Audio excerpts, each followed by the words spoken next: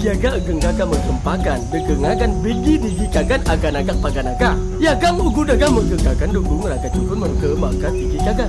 Ogo kaki, sigiaga toru, begenaga raga paga kakataga guguaga.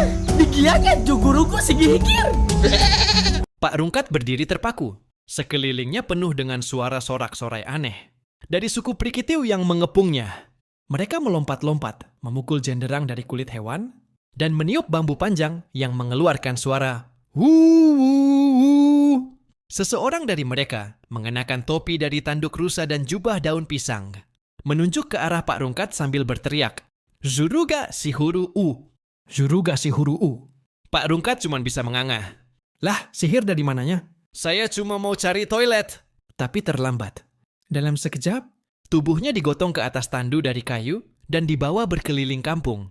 Prikitiu yang letaknya tersembunyi di tengah hutan lebat. Mereka menyanyikan lagu pemujaan yang berulang-ulang.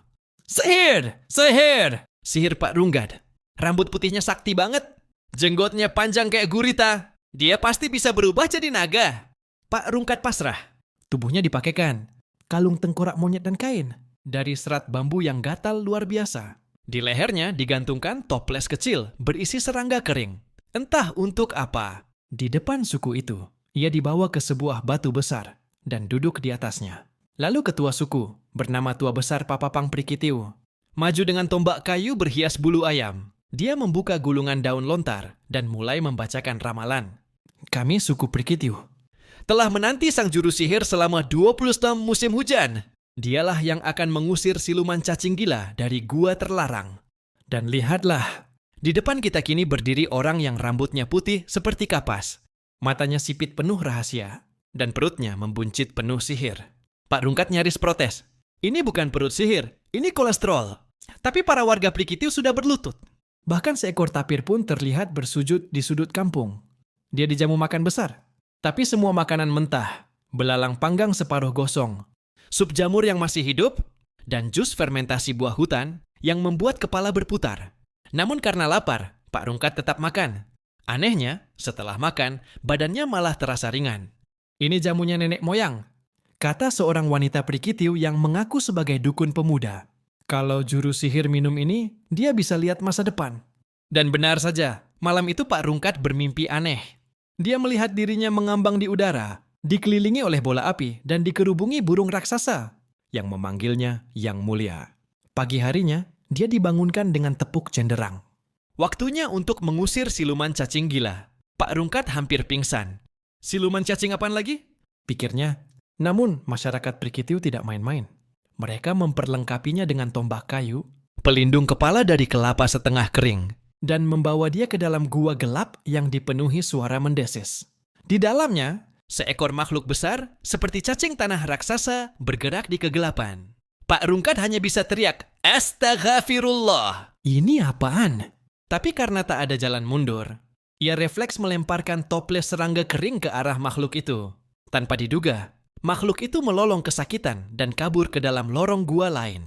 Masyarakat Prikitiu bersorak. Dia benar-benar juru sihir. Teriak Tua Besar Papapang. Kini status Pak Rungkat naik jadi Raja Sihir Agung Prikitiu.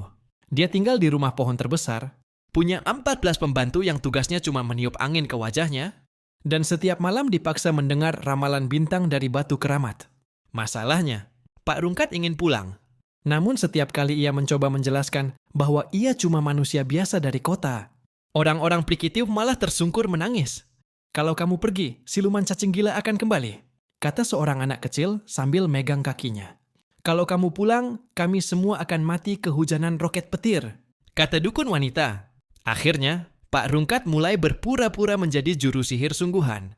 Dia menggunakan pengetahuan modernnya untuk menciptakan keajaiban kecil. Contohnya, ia bikin kacamata hitam dari getah damar dan kaca bekas. Lalu bilang itu untuk melihat roh jahat. Dia juga pernah pakai senter dari tasnya dan membuat seluruh kampung bersujud.